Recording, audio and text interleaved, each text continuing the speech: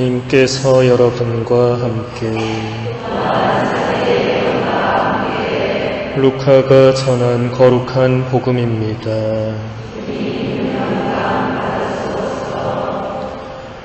예수님께서 겟네사렛 호숫가에 서 계시고 군중은 그분께 몰려들어 하느님의 말씀을 듣고 있을 때였다. 그분께서는 호숫가에 대어놓은 배 두 척을 보셨다. 어부들은 거기에서 내려 그물을 씻고 있었다. 예수님께서는 그 두 배 가운데 시몬의 배에 오르시어 그에게 못에서 조금 저 나가 달라고 부탁하신 다음 그 배에 앉으시어 군중을 가르치셨다. 예수님께서 말씀을 마치시고 나서 시몬에게 이르셨다. 깊은 데로 저 나가서 그물을 내려 고기를 잡아라. 시몬이 스승님, 저희가 밤새도록 애썼지만 한 마리도 잡지 못하였습니다. 그러나 스승님의 말씀대로 제가 그물을 내리겠습니다 하고 대답하였다. 그렇게 하자 그들은 그물이 찢어질 만큼 매우 많은 물고기를 잡게 되었다. 그래서 다른 배에 있는 동료들에게 손짓하여 와서 도와달라고 하였다. 동료들이 와서 고기를 두 배에 가득 채우니 배가 가라앉을 지경이 되었다. 시몬 베드로가 그것을 보고 예수님의 무릎 앞에 엎드려 말하였다. 주님, 저에게서 떠나 주십시오. 저는 죄 많은 사람입니다. 사실 베드로도 그와 함께 있던 이들도 모두 자기들이 잡은 그 많은 고기를 보고 몹시 놀랐던 것이다. 시몬의 동업자인 제베데오의 두 아들 야고보와 요한도 그러하였다. 예수님께서 시몬에게 이르셨다. 두려워하지 마라. 이제부터 너는 사람을 낚을 것이다. 그들은 배를 저어다 무태에 대어놓은 다음 모든 것을 버리고 예수님을 따랐다. 주님의 말씀입니다.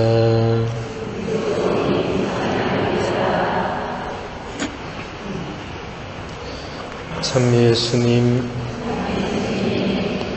오늘 복음은 예수님께서 어부였던 베드로와 야고보와 요한을 제자로 부르시는 장면입니다. 이 세 어부는 밤새도록 호숫가에서 그물을 던졌지만 단 한 마리의 물고기도 잡지 못했습니다.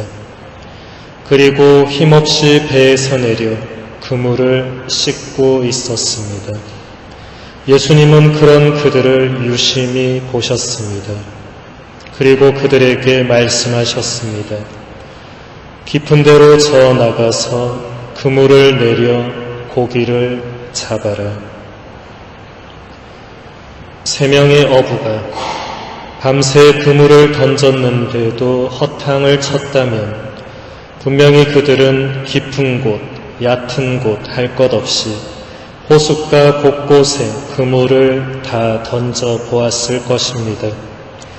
그런데도 단 한 마리의 고기를 잡지 못했는데 예수님께서 깊은 데로 저 나가서 그물을 다시 던지라고 말씀하십니다. 그리고 예수님의 말씀대로 했더니 그물이 찢어질 만큼 매우 많은 물고기를 잡게 되었습니다.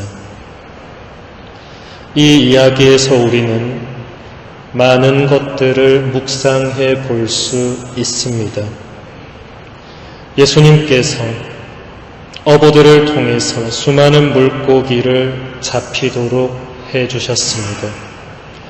이것은 단순히 그 어부들이 밤새도록 허탕을 쳤기 때문에 많은 물고기를 잡히도록 해주신 것이 아니라 그들에게 무언가를 보여주고자 하신 것입니다. 그 무언가는 바로 하느님 나라의 신비입니다. 오늘 복음의 마지막 예수님 말씀처럼 이제는 이 어부들을 통하여 수많은 사람들이 예수님께로 모여들게 될 것입니다. 여기서 어부들의 능력이나 신앙심의 깊이 등은 전혀 중요하지가 않습니다. 예수님은 미리 새 어부의 자격을 판단하기 위해서 면접을 보지도 않으셨고 그들이 글을 읽고 쓸 수 있는지 등의 여부도 전혀 따지지 않았습니다. 또 그들의 인간적인 능력이 어느 정도인지, 경제력이 얼마만큼인지, 죄와 잘못이 얼마나 있는지도 전혀 묻지 않았습니다. 여기서 우리는 예수님께서 어떤 기준으로 당신의 첫 제자들을 뽑으셨는가를 알 수가 있습니다. 예수님의 기준은 우리가 세상적으로 판단하는 그런 기준들과 완전히 달랐습니다.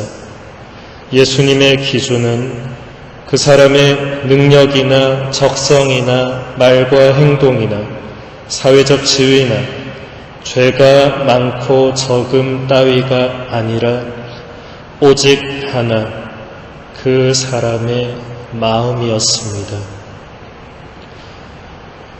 하느님께서 이스라엘의 두 번째 왕을 뽑으실 때 사무엘을 이사이에게 보내셨습니다.